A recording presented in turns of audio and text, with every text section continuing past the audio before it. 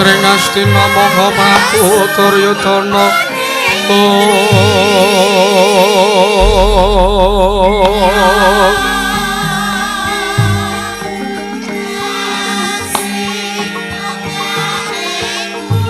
Dwarining sun Rakudara ten kapareng alun ngandika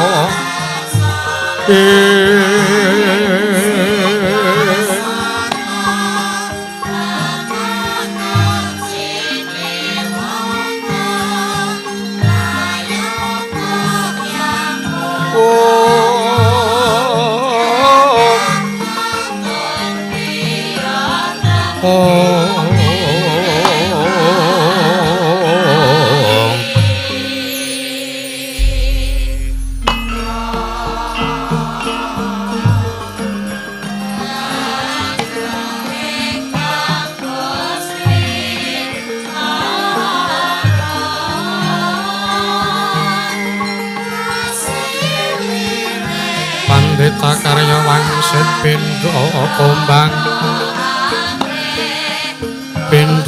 ngajaping tawang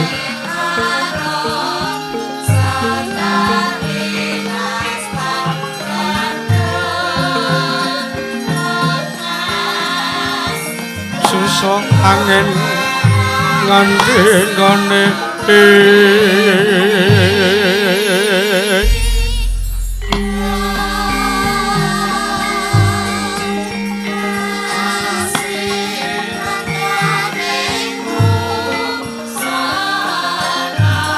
menyang kaleng kangkung paksime bareng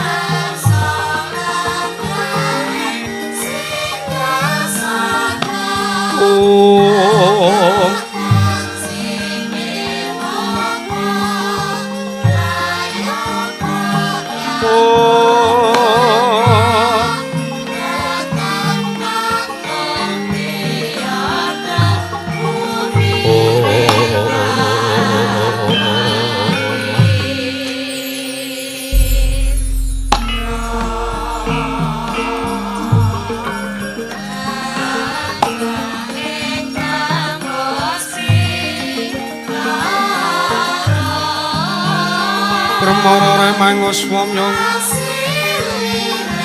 ambrenganan kadhekaraning kaswase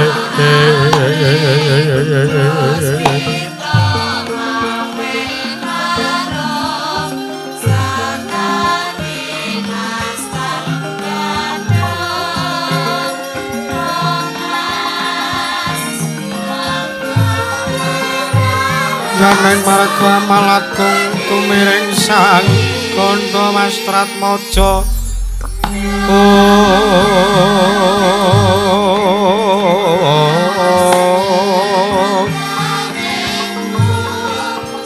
Leng-leng lalu hangolate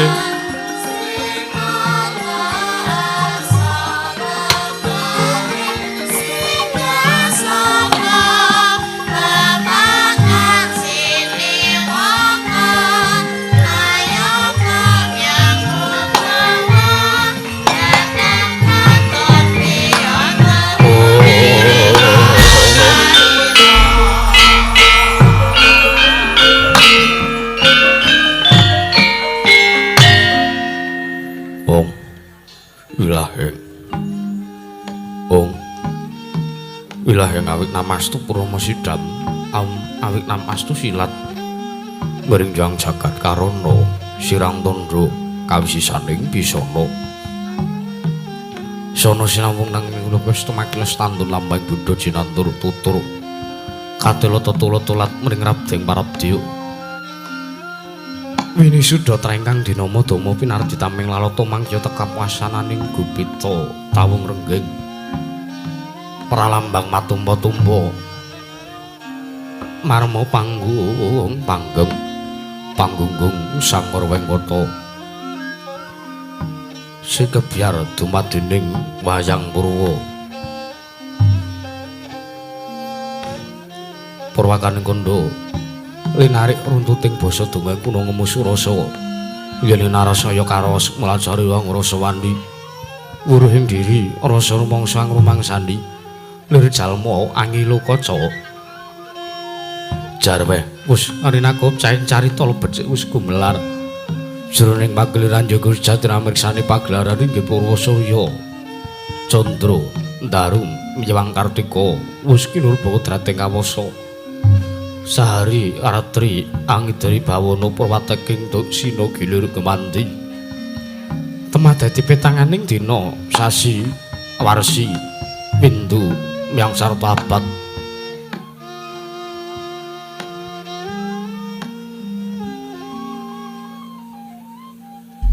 tetulan tangkarto mangkarto isine rambun toya Jawa pating rembyah dadi padhanging kutu-kutu walangat togo burono miyang bronco dado branan tanpa wicalan padhang trawangan sinari Sang Hyang nanging sumur bawani jagat mungging jagat wetan tumungu-mungu mungging kalikan wukir abang meranganga lamun kaiksayahan dilat-dilato bumi saya dangu sumrep Sang Hyang arep katon sumeblak kanan kiri ning abang esmu jenar kapur bawan sinari Sang Hyang Basanta tanem to katon ijo royo-royo amangku gunung kang biru moyo-moyo pucuk ing gunung iki nemelan gendanu kasil ring Prabancana lenggat-lenggut nganti kaya gunung Makutha Mega tan wetawis dangu soleh kawula dase dene warsa anggupaya buga garep tegal sawahe anglu ursilur tatanana pedhoti sinambi sendunan sesindenan mikul garulukune anggiring raja kayane sawanara pirembakan samara wangi Sang Hyang Seda sadang saya inggil katon sebelah kanan kiri ngabang esmu jenar kapur bawan sinari Sang Hyang Basanta tanem to katon ijo royo-royo amangku gunung kang biru moyo-moyo pucuk ing gunung kene melan gendanu kasil ring Prabancana lenggat-lenggut nganti kaya gunung Makutha Mega tan wetawis dangu soleh kawula dase dene warsa angupaya buka karep tegal sawahe anglur silur tatanana pendhote sinambi sendunan sindenan mikul garulukune anggiring raja kayana sana pirembakan samara wangi wis katon melo sinari jagat wingi blapapan lur kidul kulon sinari jagat kang samya rebut yuda rebut ujo rebut kukuwung prandini tatan wonten ingkang amadani kekuwung ing praja negari ing Astina ya negari Gajahhoya ya sinebat Liman Benawi ya negari ing Kuru Janggala apancara kinaru pambukaning kandha sareding mangke negari ing Astina dumadi saking pulo-pulo bebanjaran sinasapantaya Benawi tinampi ombak samudra binang langut kang tanpa wagut pegating manunggal kapantara ing Cakrawala wane-wane cakra ing wisik sawanèning kineping jurang corong kinepung gawa serong kinarya susuing peksi lawet miwang sarang burung wonten ugi pasisir antar sasana jembar kebekaning pasir gemelar garis pinggir tanem tuwa angrembuyuk royo-royo karang gedhe royo-royon kalapa bumi subur pasiten mawur sadeng ati nandur tangkar tumangkar kawuryan dadi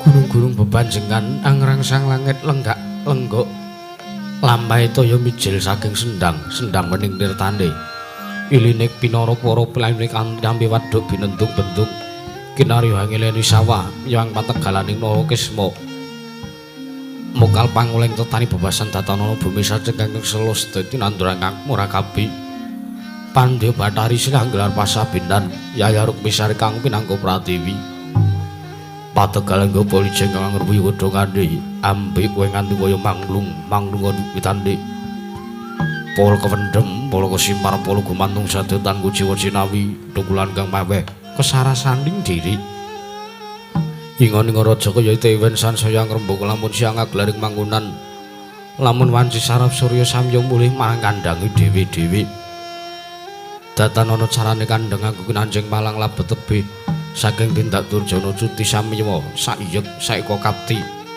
akare luhuring nusa bangsa tuwin negari ing Astina wanaga ngimbang gunung anggung rasa lestari tumurun ratu marasada dari huruk-hurukaning lingkungan Langkung-langkung lamun tinaliti sampun samya sameting sesanggeman sepentebe saking tindak sansaya sinansaya winada wida anane mumat sinamatan daya dinayan sawiji-wiji mapan sejatine jejiban kang pinuji temah mawujud manunggaling cipta rasa karsa kang satemah babar karya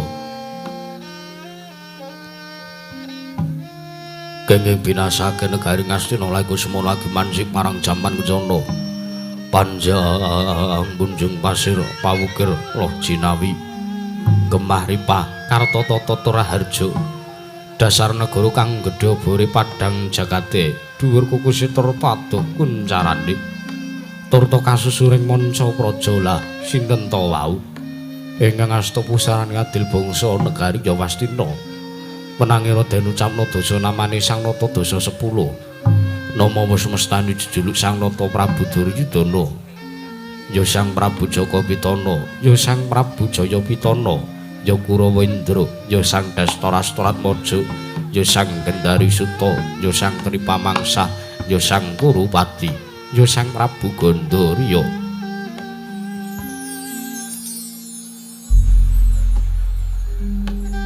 nalindra wenang amrubate namah sisa sanjaning para kawula risa juga lenggah madyaning dampar kecana kinabet sanjaning para banjedi kawistara andher kang samya semewa yayah roping samudra ing dhedharatan datan kantun wiswanir sangya para nayaka praja tuwin warangkanata dalem negari Gajahhoya anenggih Sang Rekyana Patih Harya Sengguni ya Harya Suman ya Raden Trigantal Pati kang pidalem madyaning plasa jenar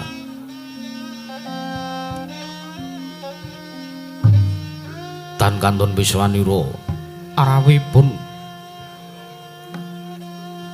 pandhita ing Sukalima nenggih Sang Tapa Begawan Durna ya Sang Resi Kumbayana ya Risang Barat Waja Putra Sang Tapa Begawan Durna mengeraken pilenggahipun Pangeran Pati Negari Ngastina Satra ing tirta tinalang nenggih Sang Raden Arya Kartamarma mangruk mining sangya para kawula wonten sak madyaning negari Ngastina nedheng warobyan suka parisuka awit Sang Prabu Duryudana nampi rawira lujeng enggal wonten praja negari ing Ngastina nenggih Sang Begawan Mandra Lukita pandhita ing Sunagakure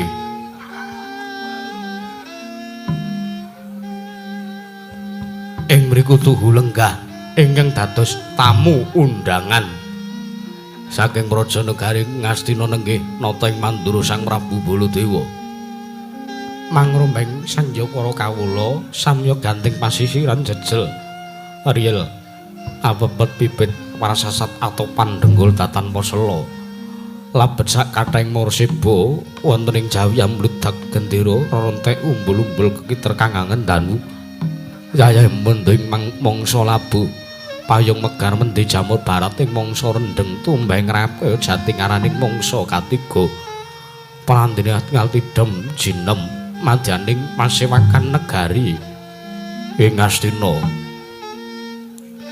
nadan gegudungan datan ingkang ngobah samirana datan wonten ingkang lumampah amung kabiyarsa swaraning pradonga mewah pangling maranggana sigra purwani pangandikan Om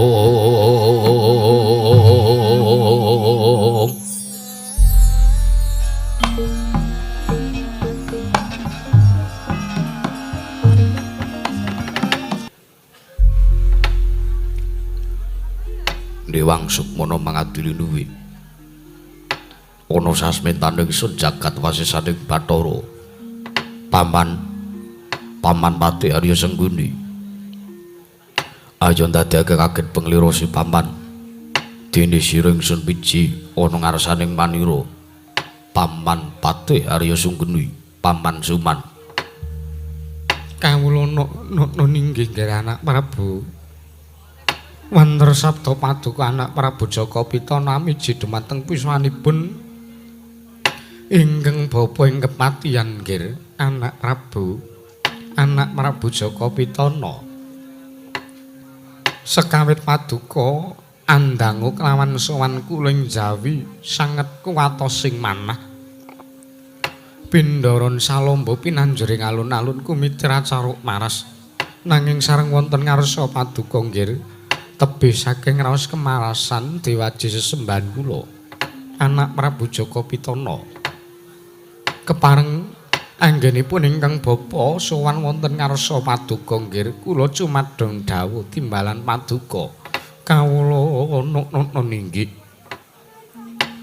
Paman Darya iki katipan anggon sira ingsun percaya minangka dadi batal panggil ingsun pranata-tata rakiting kaprajan negari ing Ngastina marata diagi aturna kelawan panjenengan ingsun Paman samendang aja nganti ingkang karempit Paman Pati Arya Sanggundi kawula nuwun inggih menawi paduka ndangu bab tata rakiting kaprajan nggih tantetu sadotan badhe anguci wani para kawula samya sayeksa kaptiah karya luhuring nusa bangsa tuwin negari ing Ngastina mandhapipun dumateng sangjaning para prajurit ingkang boten kendhat anggenya tansah gegladhen olah kridaning perang sawanci-wanci praja paduka katempo ing marang muka tartentu boten badhe anggepa kunca paduka nggih anak Prabu Jaka Pitana ingkang bapa ing kematian remuk kasawurna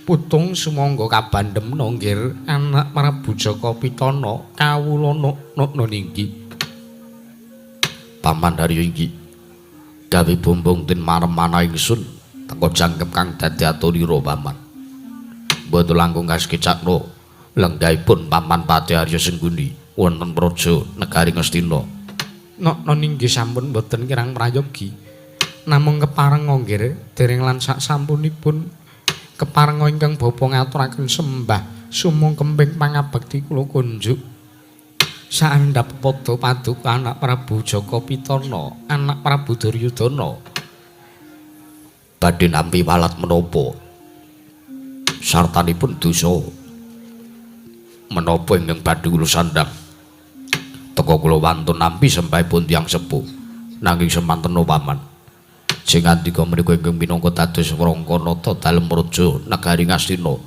paripaksa sembahipun Paman Arya Sanggundi kula tampi kendelo sami-sami mboten langkung sakjaning para prajurit miwah sakjaning para wadyabala kaskecaken anggenira lenggah miwah sampun ngantos wonten ingkang sawara manuk jenenge Sunedya mbabarake migatiring pasewakan Paman Arya kawula ninggih nggih menapa ingkang sampun paduka dawuhaken tartentu kula mboten badhe suwala anak Prabu Jaka Pitana kawula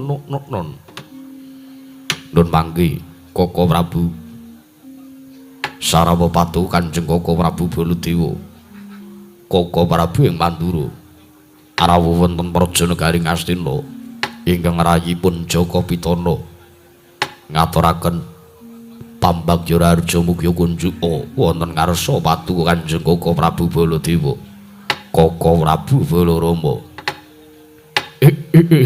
ya jagat pangestu karo wayah Bathara jagat Patendra Jaladewaku Yayi Prabu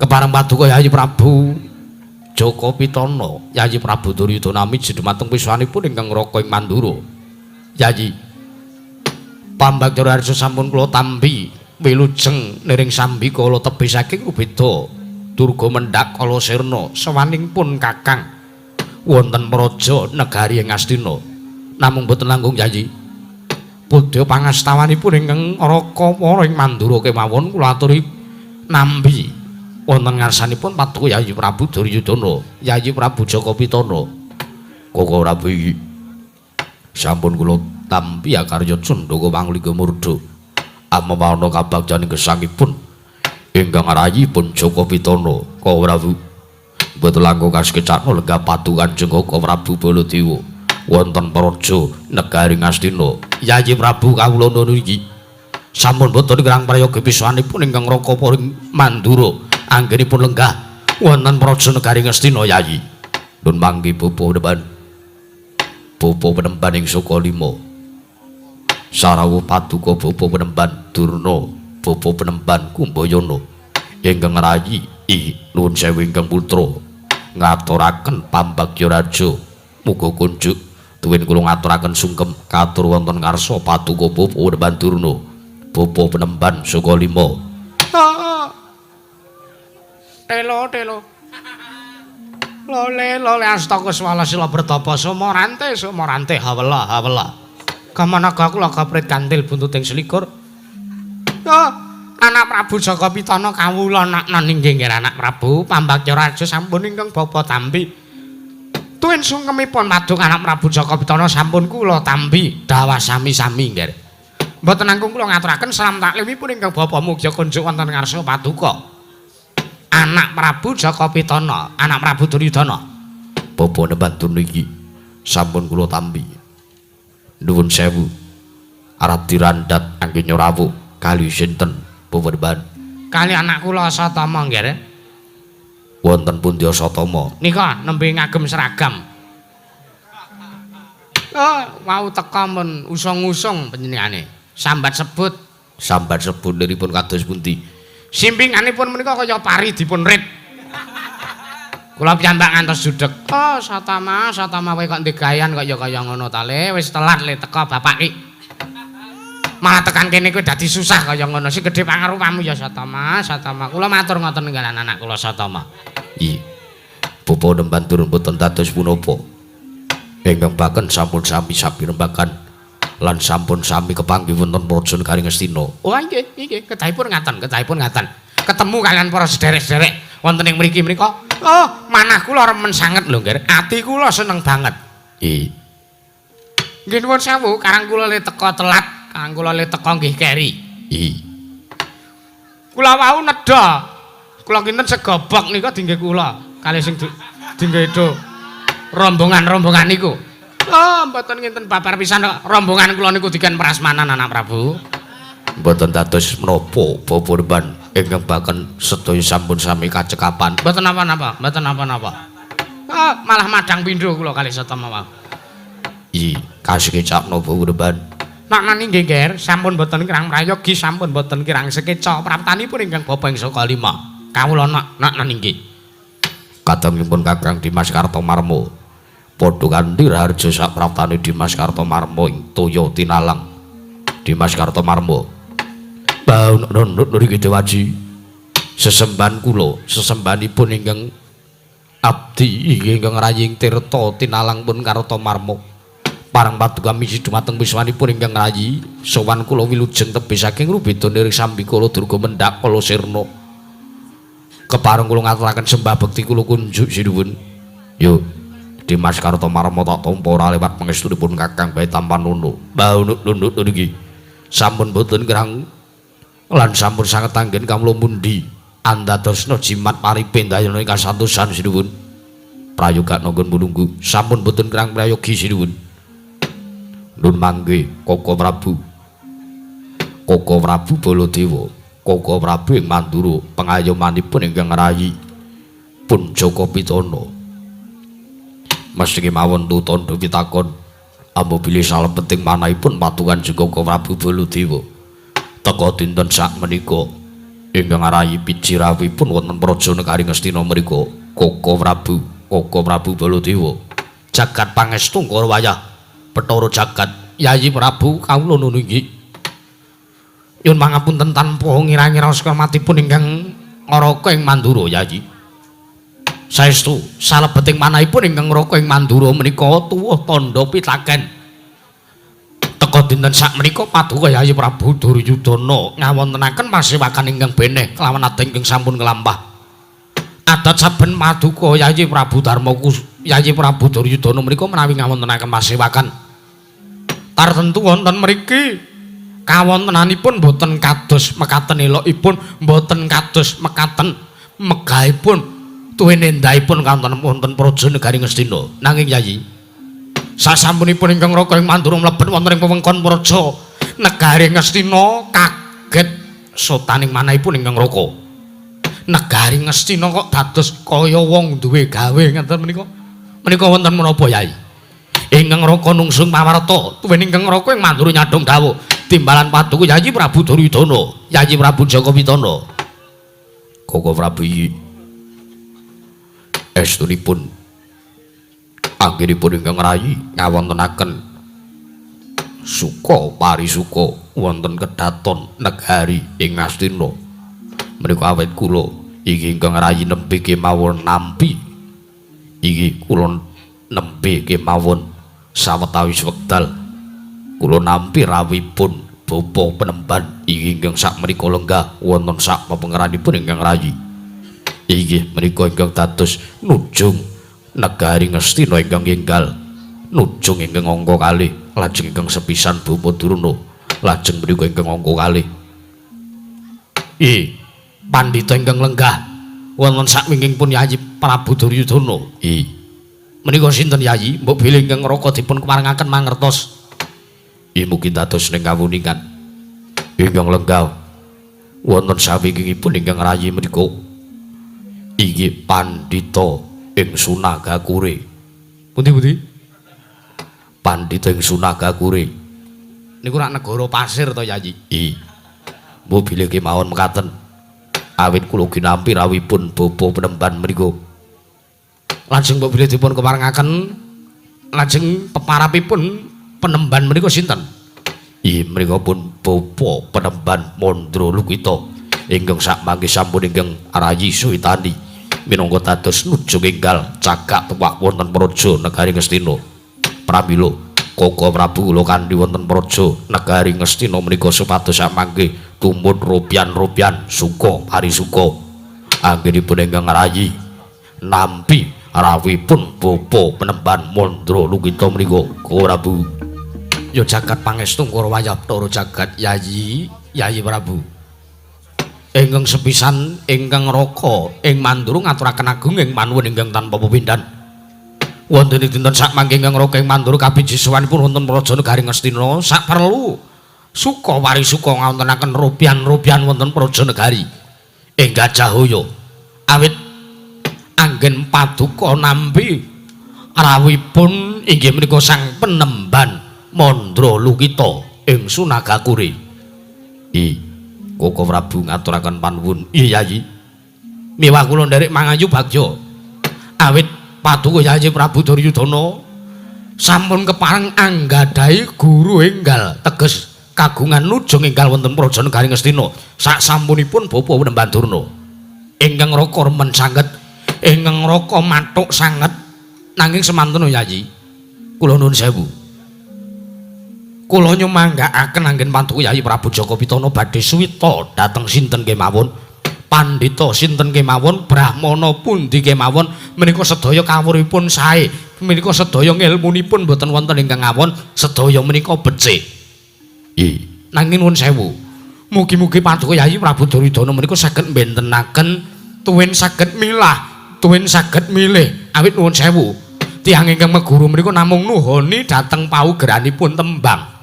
Menika ingkang ngungulipun lamun sira anggeguru kaki amilya manungsa kang nyata ingkang becik martabate sarta kang kawruh mring hukum kang ibadah lan ngirangi syukur oleh wong tapa ingkang wis samungkur tan mikir marang paweh liyan iku pantes guranana kaki sartane kawruhana. Menika menawi tumrap ingkang Raka ing Mandura tiyang badhe suwita dhateng brahmana sinten kemawon menika namung minuhoni dhumateng paugeraning tembang menika kula wau Yayi. Koko Prabu ngaturaken panuwun. Dawa sami-sami. Nanging semantana Yayi. Gandeng paduka Yayi Prabu Duryudana menika minangka nalindra. Nalindra ingkang sinembah sangjaning para kawula kathah. Kula suwun kanthi sanget supados wontenipun sang penemban Mandra Lukita lenggah wonten praja negari Ngastina menika sakmangke sampun ngantos damel bot repotipun sangjaning para kawula. Teges nuwun sewu, kula matur kados mekaten menika sampun ngantos sing sakmangke ambek bilih kaanggep lancang anggenipun ingkang Raka matur Kula nyuwun pangapunten saderengipun. Sampun ngantos sang penemban Mandara Lukita menika damel butek kawontenan wonten Prajanegari Ngastina lho Yayi. Jernyatanipun Paduka Yayi Prabu Duryudana menika nembe kemawon tepang dereng dangu anggenipun tepung kaliyan sang Begawan Mandara Lukita ing Sunagakure menika. Pramila kedah anindringi langkung rumiyin, kedah dipun jajaki langkung rumiyin. Kira-kira niate menika tulus napa mboten?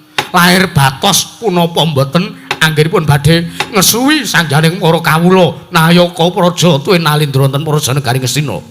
Mekaten menggah aturipun ingkang Raka Yayi. Jagat pangestu Kara. Nggih, Kaka Prabu. Nanging kula kinten panjenenganipun Bapak Mandara Lukita menika anggenipun rawuh wonten Prajanegari Ngastina menika estu lahir lan batos. Sawit pangraosipun ingkang rayi menika saged bentenaken pundi tiyang ingkang lair batos lan pundi tiyang ingkang namung badhe bebutak banyu bening kawonten-wonten Prajanegari Ngastina. Pramila Kaka Prabu sampun waskuwatos awit ing sak mangke anggenipun Bapak Mandara Lukita lenggah wonten Prajanegari Ngastina sak mangke sampun gadhahi niat ingkang becik, gadhahi niat ingkang mrayogi tumrap katentreman Sangya Parasata Kurawa miwah para Pandhawa. Kaka Prabu lho nuwun sewu Yayi. Begawan Mandara Lukita gadhahi niat ingkang mrayogi, gadhahi niat becik tumrap kaluhuraning Parasata Kurawa menyang para Pandhawa. Liripun kados pundi? Awit nuwun sewu. Anggenipun Bapak Mandara Lukita lenggah wonten Prajanegari Ngastina menika kepengin nentremaken antawisipun Parasata Kurawa kaliyan para Pandhawa. Inggih menika sarananipun Bapak Penemban Mandara Lukita badhe murungaken perang ageng Bratayuda. Lho mangke rumiyin. Mangke rumiyin Yayi. Kula kok kaget sareng Paduka Yayi Prabu Duryudana ngendika bilih sang Begawan Mandara Lukita badhe mengkeraken inggih menika badhe murungaken perang ageng Bratayuda. Awit miturutipun Bapak Penemban Mandara Lukita perang ageng Bratayuda menika ingkang dados perkawis boten rukunipun Pandhawa kaliyan Parasata Kurawa. Awit pamanggipun Bapak Penemban Mandara Lukita menawi perang Bratayuda menika boten kaleksanan tartentu Kurawa kaliyan para Pandhawa boten sami rebat kamukten. Pandhawa lenggah teng negari Ngamarta, Kurawa lenggah teng negari Gajahaya. Pandhawa boten dipun kawarangaken ngukup sartanipun angucik keprabonipun ingkang rayipun Duryudana anggenipun lenggah wonten Prajanegari Ngastina.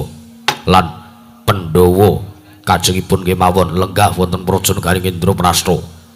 Kurawa semanten ugi kajengipun bukti ngawibawa Nyakrawati Mbawdenda antawisipun Pandhawa lan Kurawa gandeng sampun ngukup kamardikan, gandeng sampun sami ngukup kamukten, sampun ngantos ing sakmangke wonten daredah, sampun ngantos wonten ing sakmangke wonten cecongkrahan inggih menika sinebut perang ageng Bratayuda.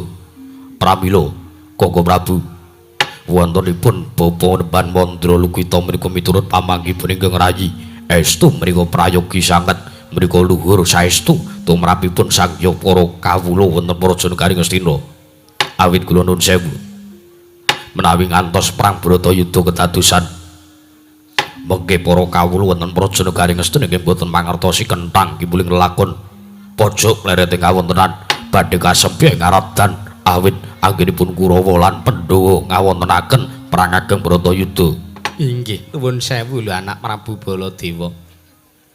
Mboten kateges kula cumalana matur nanging niku leres ingkang dipun ngendikaken dening anak Prabu Duryudana bilih sang Penemban Mandara Lukita wonten ing pertapan Sunagakure menika gegayuhanipun menika luhur sanget. Luhuripun menapa? Awit perang Bratayuda menika perang sing kejem, perang Bratayuda menika perang sing wengis. Kula nate mireng cariyosipun nalika semanten brubuh Ngalengkadiraja. Nalika Sang Sri Rama Wijaya mbedhah Prajanegari Ngalengka kinarya mboyong Rekyan Warasinta, kula maos critane teng artikel niku kula mrinding dhewe. kula mbayangke kuwi perang antarane Wadyabala Munyuk kalian Wadyabala Ngalengka pun medeni kaya ngoten mendah mengke nek Pandhawa kalih Kurawa kamangka nuwun sewu Pandhawa niku cacahe namung gangsal Kurawa niku 100 lah nek mengke ngantos kawontenanipun perang Bratayuda menika mboten saged dipun pambengi lah napa kukut jagate Kurawa cobi kula aturi menggalih kirang luhur kados pundi gegayuhanipun sang penemban Mandra Lukita anak Prabu Baladewa mangke riyen Yayi mangke rumiyin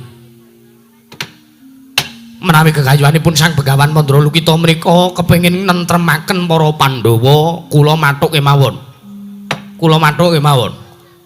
menawi gegayuhanipun Begawan Mandra Lukita menika kepengin ngrukunaken antawisipun Pandhawa lan Kurawa kula sarujuk kula remen sartanipun kula bombong nggih nanging nuwun sewu sing sajak damel kuciwaning manahipun ingkang Raka ing Mandura menika sareng kula midhanget atur bilih sang Begawan Mandra Lukita menika badhe murungaken perang ageng Bratayuda nuwun sewu Yayi perang ageng Bratayuda menika ingkang duwe gawe menika sanes kok Pandhawa karo Kurawa menika mboten nanging perang Bratayuda utawi sinebat Brantayuda ugi sinebat Baratayuda menika sing duwe gawe menika jagat sing duwe gawe menika sanes kok titah nanging sing duwe gawe menika Gusti Kang Akarya jagat menika sampun dipinesti wonten ing kodrat sampun wonten telas tulisipun antawisipun Pandhawa lan Kurawa menika mboten saged dipun selaki nanging pangandikanipun Bapa Demban Mandra Lukita perang ageng Baratayuda saged dipun wurungaken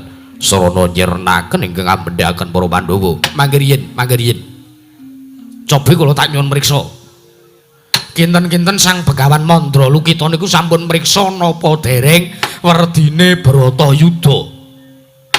Bratayuda niku napa kapirang dados pinten perkawis perang Bratayuda monggo kula aturi medharaken Yayi perang Bratayuda menika kapirang dados 3 perkawis ingkang sepisan perang Bratayuda Brata menika teges laku, yuda menika wis ngarani. Teges Bratayuda menika perang wong sing nganggo laku, perange Bratayuda menika mboten mung perang ampyak awur-awur, nanging menika perang ingkang mawi pernatan. Mboten mung sageleme dhewe. Menika Bratayuda. Nggih. Lajeng ingkang angka kalih Brantayuda. Branta menika katresnan, yuda menika wis ngarani. Teges perange wong sing nandhang kasmaran utawa katresnan.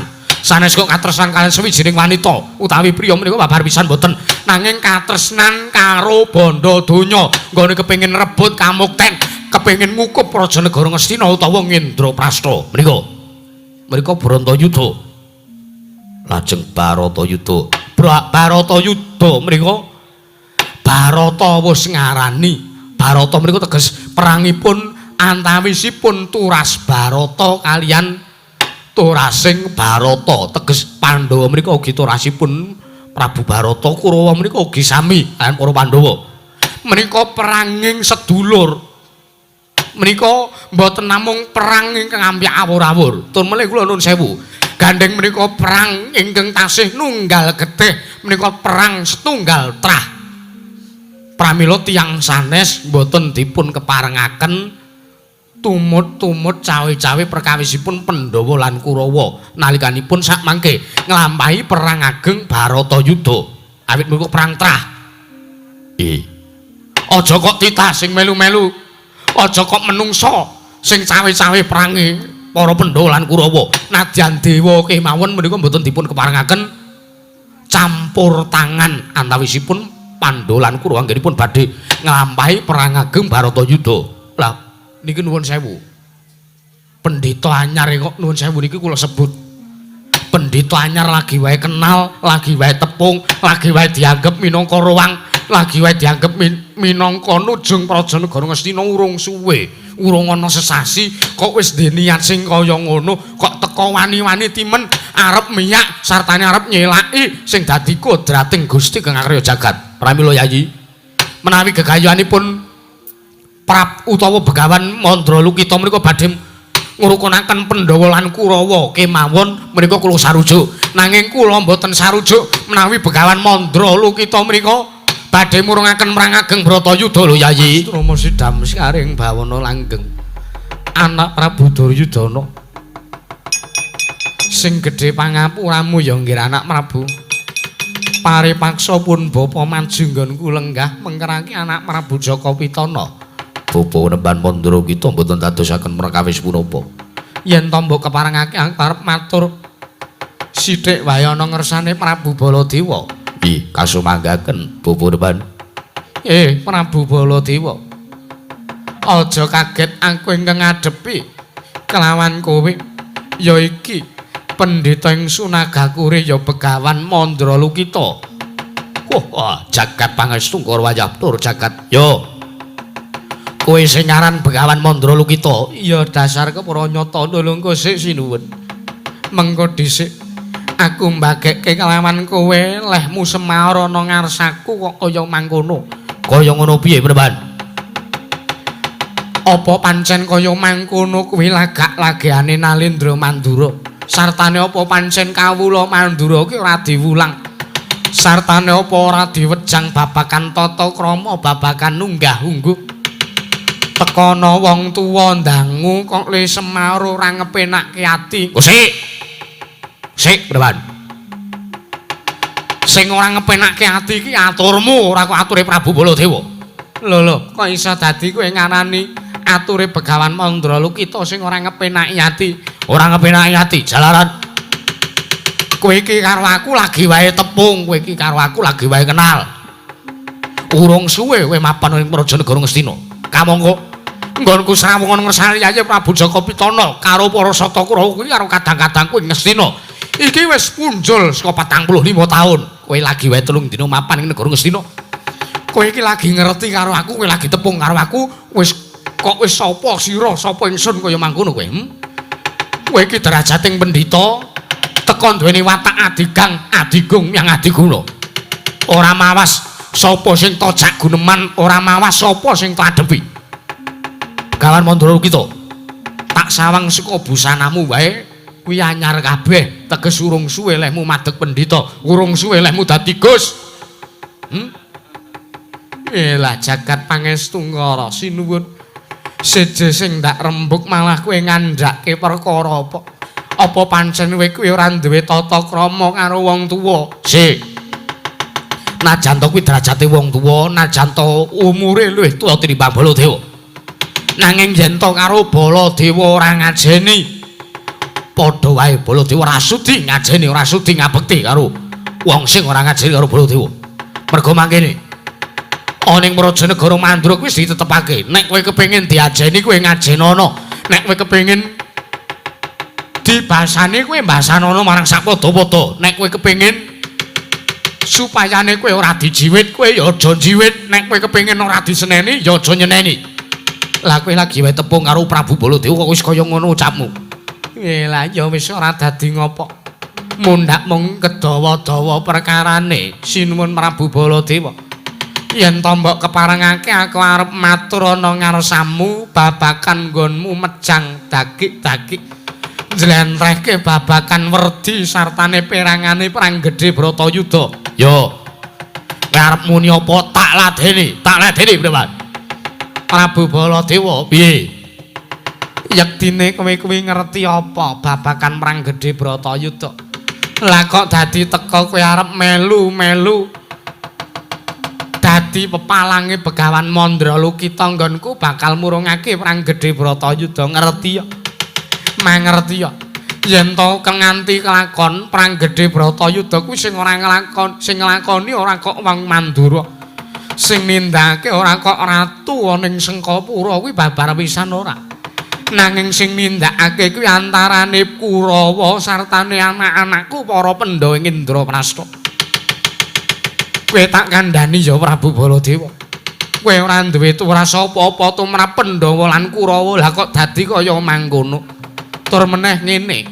Yen to kowe ora sarujuk karo gegayuhane sartane pamanggihe Begawan Mandra Lukita nggon karep murungake Perang Gedhe Bratayuda, ya ora apa-apa, ya ora dadi ngopo.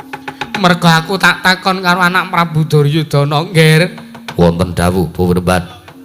Yen kira-kira negara Ngastina ora nganggo Baladewa ora apa-apa to. Ki, kula kinten boten dadosaken perkawis punapa. Kuwi krungu dhewe to sampeyan sinuwun. Jejer Ngastina ki ora enek Baladewane, ora ngaruh. Jejer negara Gajahaya ki ora enek Baladewa sing teka, ora ndadekke perkara, ora apa-apa, malah tentrem kanan praja negara Ngastina. Merga kowe iki ora duwe wenang tumrap Perang Gedhe Bratayuda, kowe ora duwe wenang tumrap Pandhawa lan Kurawa. Merga kowe iki kadang ya udu, kowe iki ya mung wong liya padha kaya aku ngene iki. Ingkang tumuli diaku sartane diaku kadang ana ngersane Kurawa padene Pandhawa Prabu Baladewa. Meleka mripatmu gatekna gobok.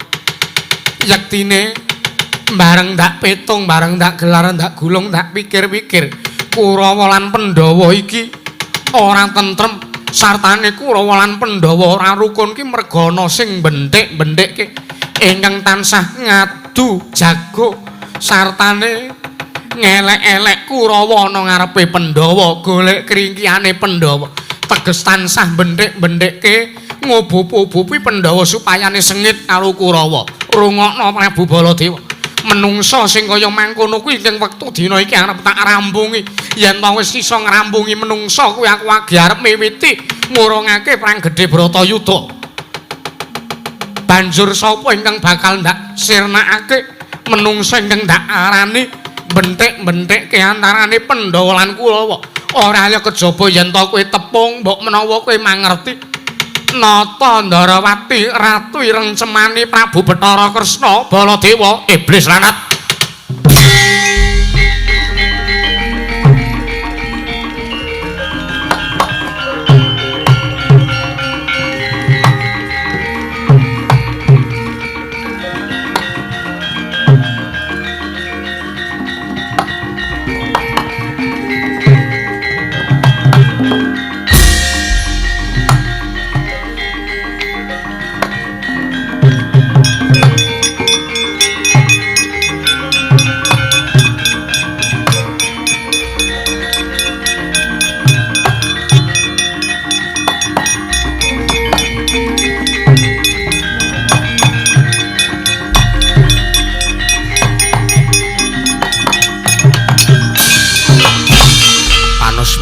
Jalanan sukertaning bawane iblis lanat. Mandara Lukita. Ana paran. Yen to ucapmu ora kaya mangkono. Yen to ucapmu kowe ora ngrasani adhiku Ndarawati, aku ora nesu. Nanging gandeng ucapmu wis ngembet karo adhiku Ndarawati, ngembet karo adhiku Sri Bathara Kresna ing Nalendra. Dwaraka. Kowe ora mawas, kowe ora nemeti, kowe ora nyawang. Kowe ora nyawang sapa sing tojak guneman? Kowe sapa sing tojak rasanan babagan Nata Ndarawati Prabu Kresna? Meleka sawangen iki kadange tuwa Nata Ndarawati Prabu Kresna iki Prabu Baladewa Ratu Mandura. Maning Pintawasi Jaladara Anemka Krasana. He, Mandra Lukita. Perkara iki tak kandhake adhiku Ndarawati, rampung urusanmu karo Ratu Ngastina.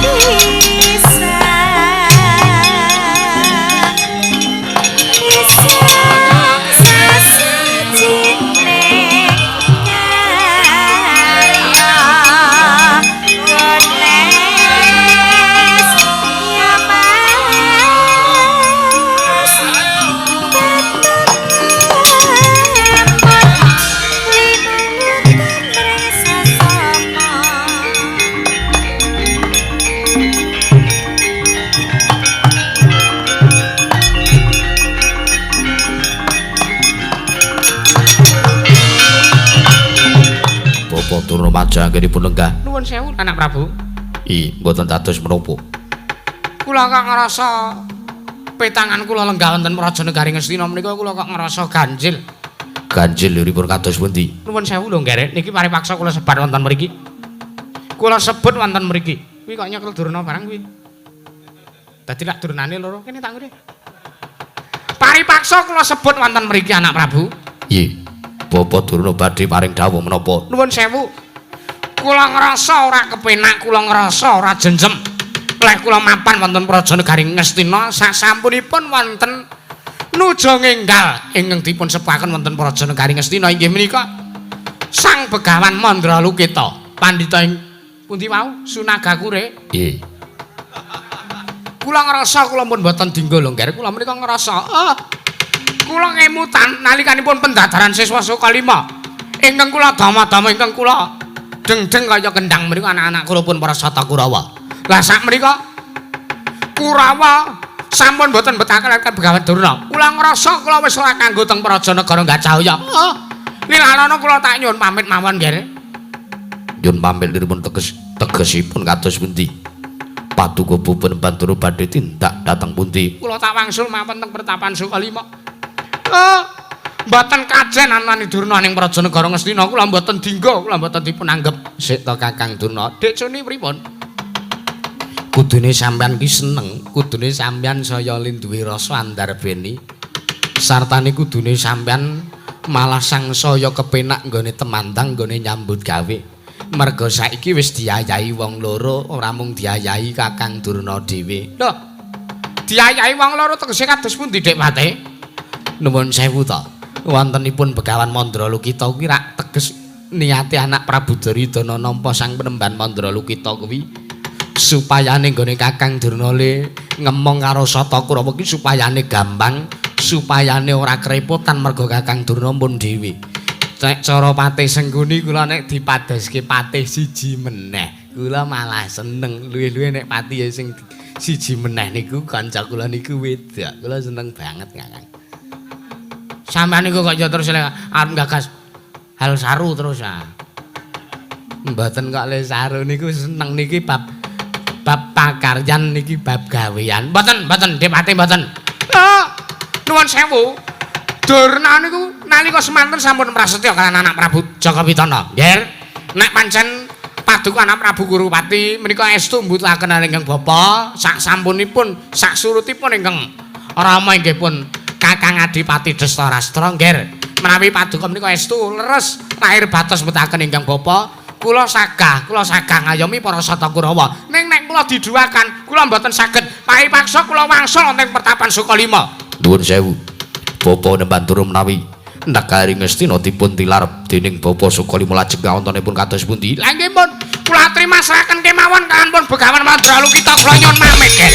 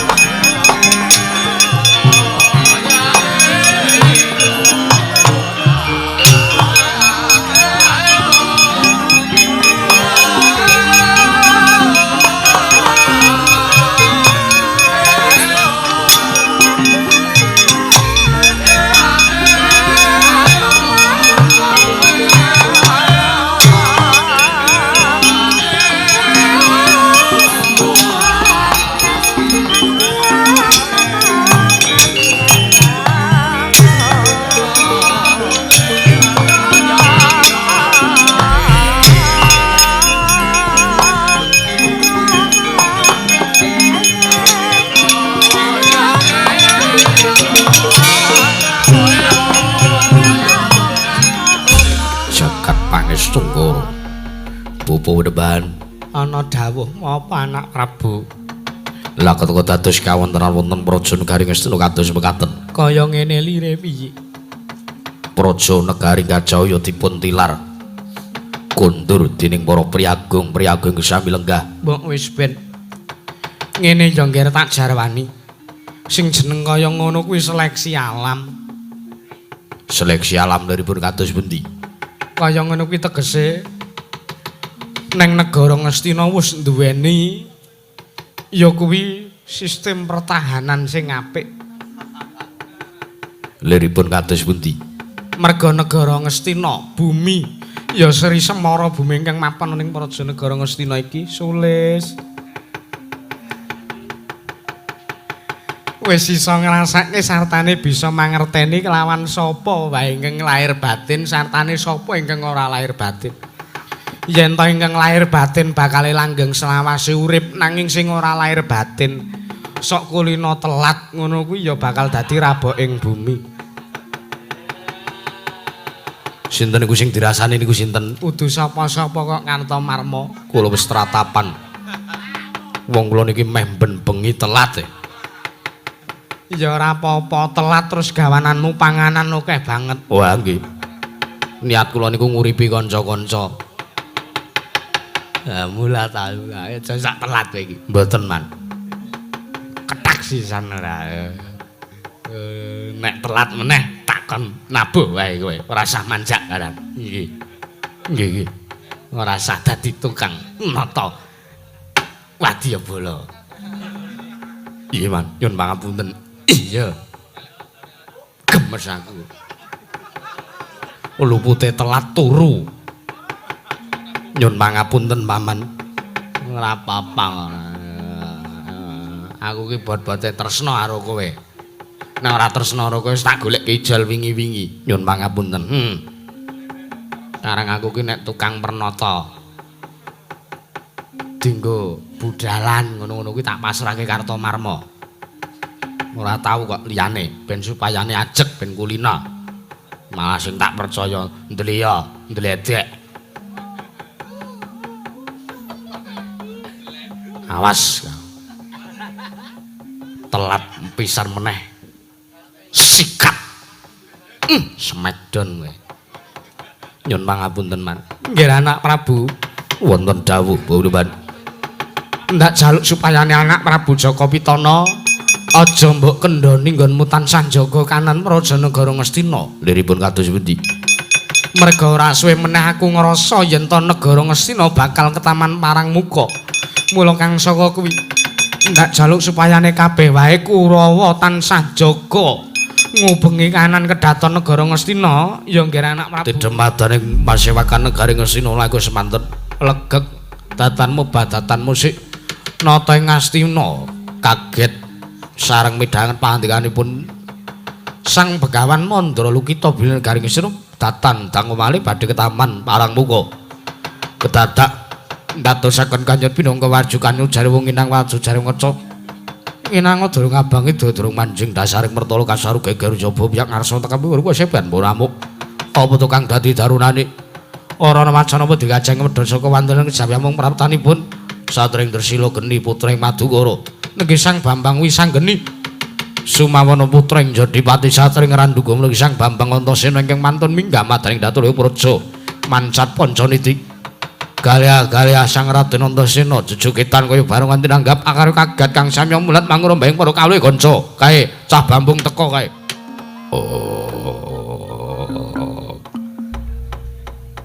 Kakang Antasena ki aja ngisruh to, Kang. Kowe iki wis lehmu teka telat, seragammu beda dhewe. Ket mau sedalan-dalan ming gambleh wae. Aku ngelih tenan ini, sumpah. Iki nek ora golek nasreng sik. Nasreng ki apa?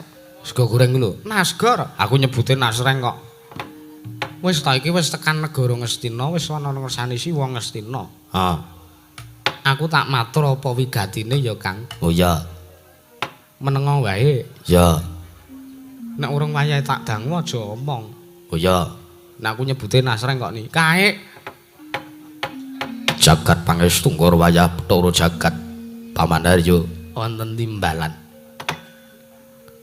dereng purna anggen kula nampi sabdanipun Bapa Penemban Mandra Lukita. Menika kula nampi sawanipun anak kula ing Tresila geni iki menika pun Bambang Wisanggeni ingkang dipun dherekaken dening anak kuling Randu Gumbala pun Antasena kados pundi paman? Ngati-ati nggih. Ngatos-atos liripun kados pundi? Sinten mangertos ingkang dipun maksud lan ingkang dipun mestani dening Sang Penemban Mandra Lukita parang muga ingkang anekane negari Ngastina menika bocah loro niki. Merga jalur niki ora mungkin sewanteng Raja Negara Ngastina. Nek mboten enten wigati utawa ranti pepinginan. Ning ya mbuh kula aturi ndangu kemawon anak Prabu mangga kula tak meneng mawon. Paman Harya inggih Langgeng Sekeca. Nggih, mpun.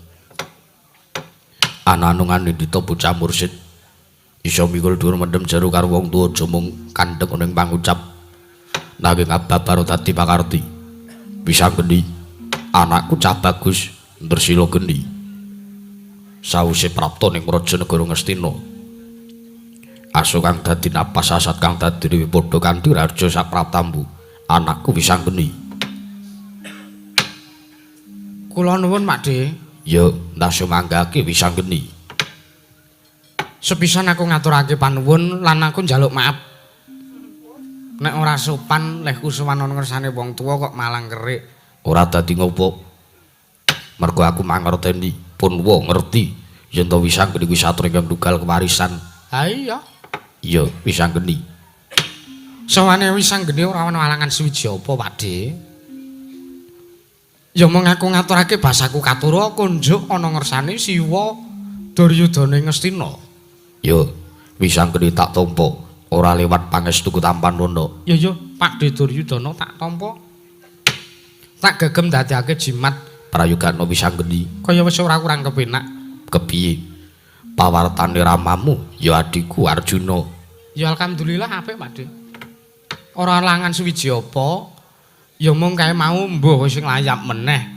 Golek mamah meneh apa piye aku radong. Ya wis ora dadi ngopo ingkang baku. Padha apike. Lah iya ngono. Anggere wayah Mas Wisanggeni wilujeng rawipun. Eyang Patih Sengkuni. Nggih. Slamet tekaku Eyang. Ora ana alangan suwiji apa aku ngaturke sembahku Tampanwana ya Yang. Inggih Kula tampi dawah sami-sami dipun prayogekaken mangga. Ya kaya wis ora kurang kepenak. Tak sawang saka kene selagamu kok. Nuwun sewu pasuryane Yang Sengkuni kok. Sing dlewer kringete kaya ngono ki mikir apa? Kirangan iki wae. Keringet lho tumbel lho. Wong panik kok. Ya kono gek dipangan campur umbel campur. Nggih mboten kula menggalih hutangan kok. Nggih mboten napa-napa. Oh ya wis ora apa-apa. Mbok menawa butuh duit ki mbok ya prapta ning kasatriyanku ngono apa kepiye? Mboten betahke keset kok. Kasatriyan kok keset. Nggih dipun prayogaken. Kaya wis ora kurang kepenak, Mbak. Anakku lanang Antasena padha kanthi raja sak pratamu. Antasena padha kanthi slamet tekamu kira anakku Antasena Randu Gumbala. Kang dibageke lho mbok ya omong. Lah jare nek urung tok jeluki aku urung entuk omong. Lho, nek dibageke ya omong. Oh ngono to? Heeh. Wah goblok banget kowe iki. Andekno jare insinyur. Pamujine Pakde Duryudana slamet tekaku, Dik. Aku ngaturke basaku katura. Antasena anakku tak tampa. Pangestune wakmu ing Ngastina Tampanwana. Heeh, tak gegem dadekake jimat, Dik. Prayogan nggon mulungga Antasena. Heeh, kaya wis ora kurang kepenak. Raden Antasena wilujeng rawipun. Mbah Patih Sengkuni slamet praptaku, Mbah. Basaku katura. Nggih kula tampi dawah sami-sami. Heeh. Wisanggeni. Piye, Pakde? Gawe kaget sowanmu tanpa tinimbal ning Raja Negara Ngastina. Ana wigati apa? Apa wis tak keparengake yen aku arep matur nang ngersane Pakde Duryudana Ngastina? Wis tak keparengake. Matur nuwun. Ingkang sepisan ya senajan to Wisanggeni kuwi bocah ingkang ora iso duweni unggah-ungguh. Bocah ingkang ora bisa tata krama sartane ora iso ndodhok. Aku njaluk pangapura ingkang sepisan. Yo, Wisanggeni ora dadi ngopo? Ndungkap angka loro, Dik. Sowanku iki saka karepanku dhewe. Sowanku iki ora ana dawuh saka pepundhenku ya kuwi pepundhenku para Pandhawa kuwi babar pisan ora. Nanging pancen sowanku kelawan Kakang Antasena iki mirunggan aku kepengin prapta ning praja negara ing Ngastina. Ya, aku tak takon. arep takon apa? Nggonku 3 dina kepungkur masrahke Nawala ngersane Yang Patih Sengkuni apa wis mbok surasa apa karo Yang Patih Sengkuni wis diaturke ana ngersane Pak Duryudana. Nawala babagan apa Wisanggeni? Punwa malah durung nampa Nawala apa-apa saka Paman Sengkuni. Wah lha iki Paman Patih, wonten dawuh. kula tak nyuwun priksa. Nggih. Menawa panjenengan panjenenganipun kandhani Nawala dening anak kula pun Wisanggeni. Anu niku nggih. Ngaku wae, Mbah. Bang tak ajar nggih. Anu nggih. Nggih. Kula dipun masrahi Nawala kaliyan anggir wayah Wisanggeni. Surasaning Nawala napa? Nun, Surasanipun Nawala menapa? anu niku napa nggih? Kula nggih lali kok nggih, kula nggih lali kok kula gagas utangan. Ngaku ora, Mbah. Sampeyan wong tuwa lho. Sampeyan ku bisa dienggo conto ana ngersane kawula akeh. Sampeyan ki wong nomor 2 sak praja negara Ngastina. Sampeyan tak masrahi Nawala kok ora tak aturake ana ngersane Siwa Duryudana. Lara atiku lho, Mbah.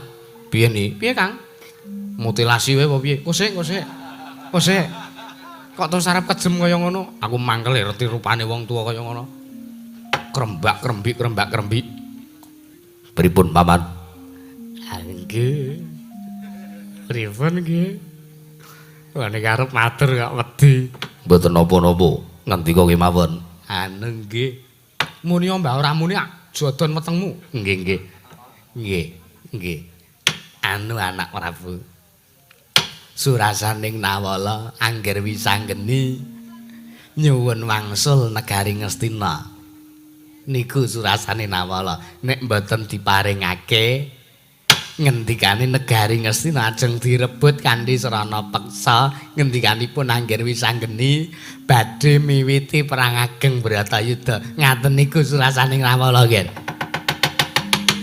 Saja muntap lir kenentap tuka yayasinipe netra kocak ngondara andir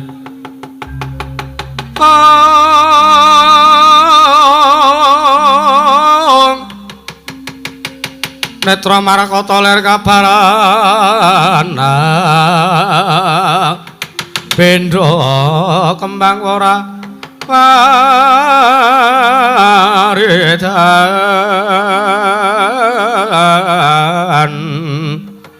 netra kocak ngondarandir yen sinabet mring sagedheng murup dadi dahono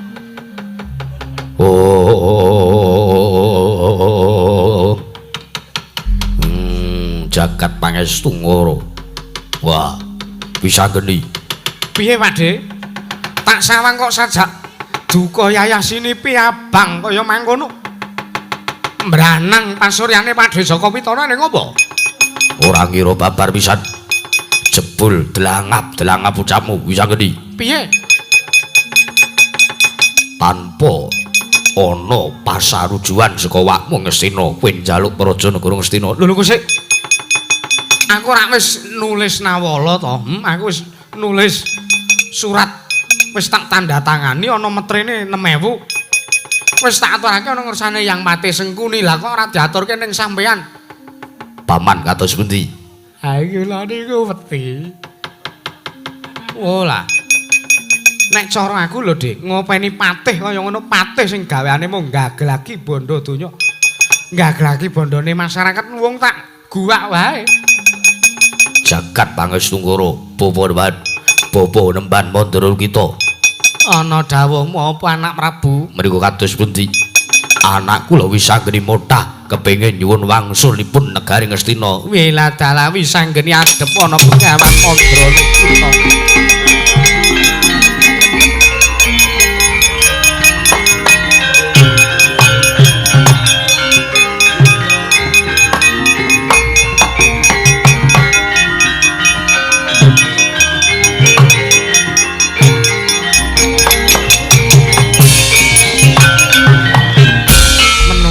ora tatanan. Bayi wingi sore delangap-delangap ucapmu gembelo sirahmu gleleng pacakmu. Wis anggeni. Apa kowe ora mawas karo wong atuwamu Ngastina? Apa kowe ora duweni rasa ngabekti kelawan wakmu ing Ngastina? Lho engko sik.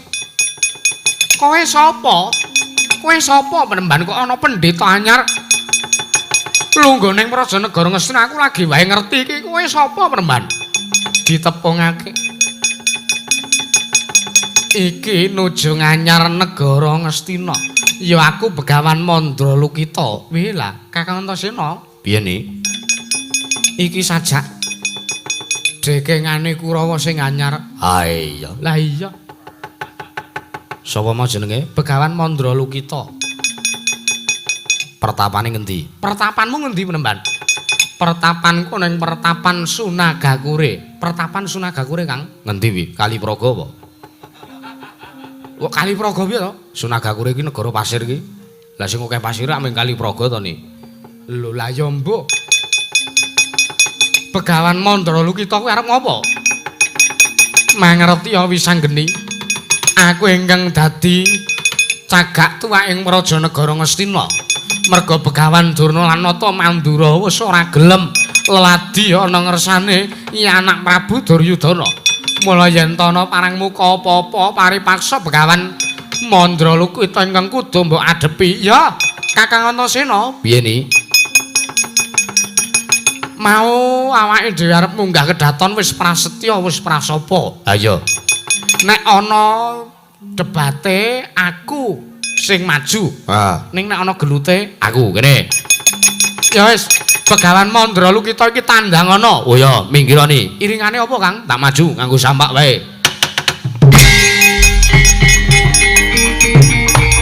Mundur. Iya.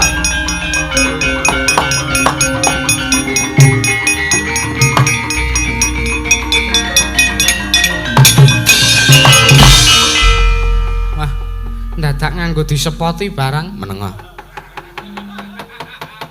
Lah iki sapane wis anggeni. Sik, Mbak. Sampeyan kok urung ngerti karo aku apa kira-kira urung suwe lehmu dadi pendhita? Mutiar. Lho teko kowe ngarani kaya mangkono. Lho aku ki Satria Kondang, J. Wong sak Bantul iki ngerti karo aku, J.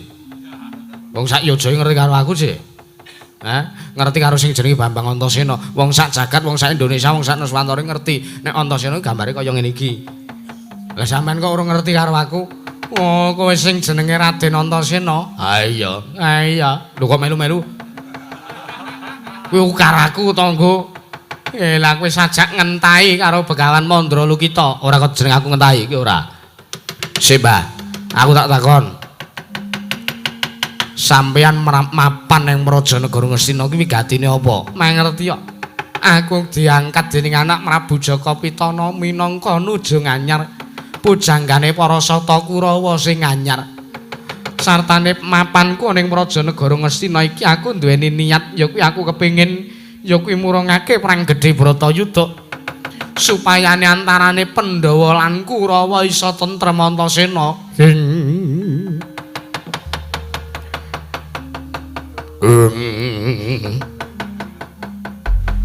Iki piye to langsung diku men.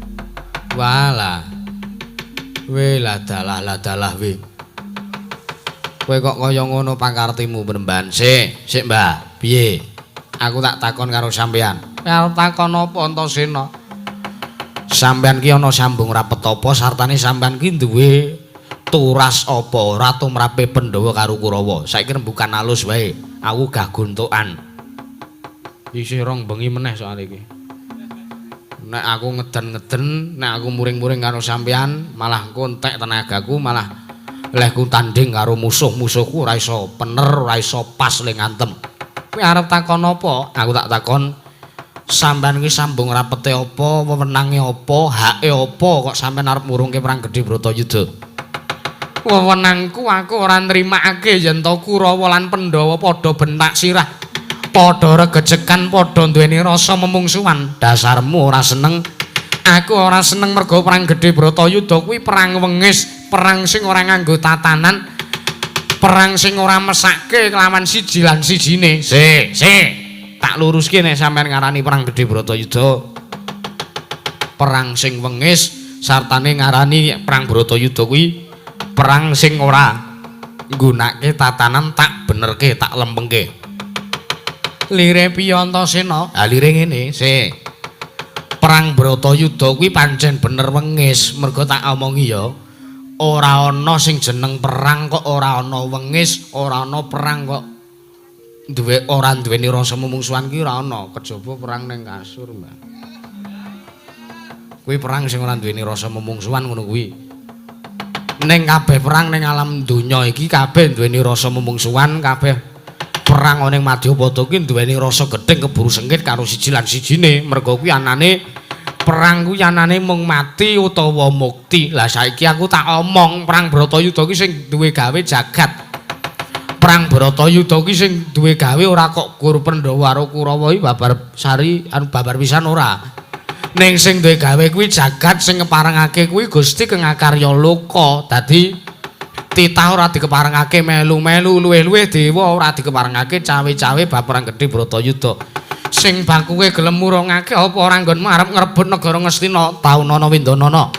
Gandeng aku karo Wisanggeni iki bocah ndugal kewarisan ora iso ngaturke dana bekti apa-apa karo Pandhawa, iso ku ngaturke dana bekti ya mung lumantar negara Ngastina sing asline kuwi duweke para Pandhawa, duweke Mbah Pandhu.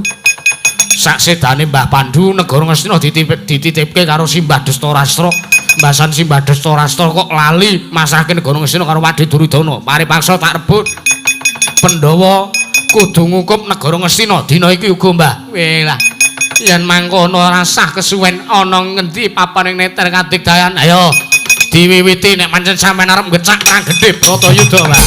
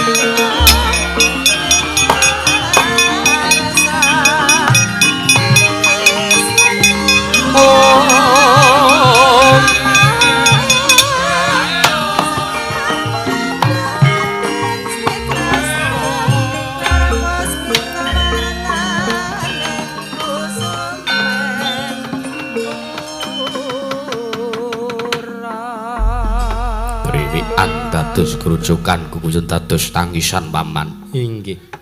Nggih ngaten niku kula pun melang-melang kok. Sejak menika napa?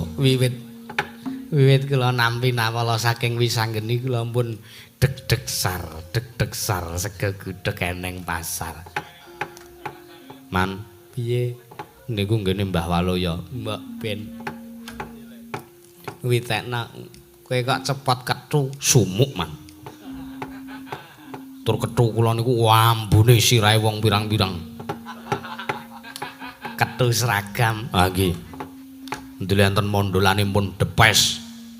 Enten sing mondolane gondol tikus barang. Bang bayi mbok yo tesa sing anyar mbok iki. Ben bengi mangkat kok. Ya kelompok-kelompok kas kaya ya ta iki. Paman Haryo wonten dawuh anak Prabu. Babar pisan kula suwun. Supados nentremaken kawontenan wonten Praja Negari Ngastina. Inggih nggih. Samangke dipun keparengaken kula ingkang badhe dawuh kan Prasata Kurawa. ngunduraken wisanggening kanan Punantasena. Ngestaken dawuh Kartomarma. Nun wonten paring dawuh Prabu. Bubar kang padha sibu ingsun kundur kedaton. Nun ngestaken dawuh nyun pamit madal wasilan. Sing ati-ati aja kowe bocah cilik.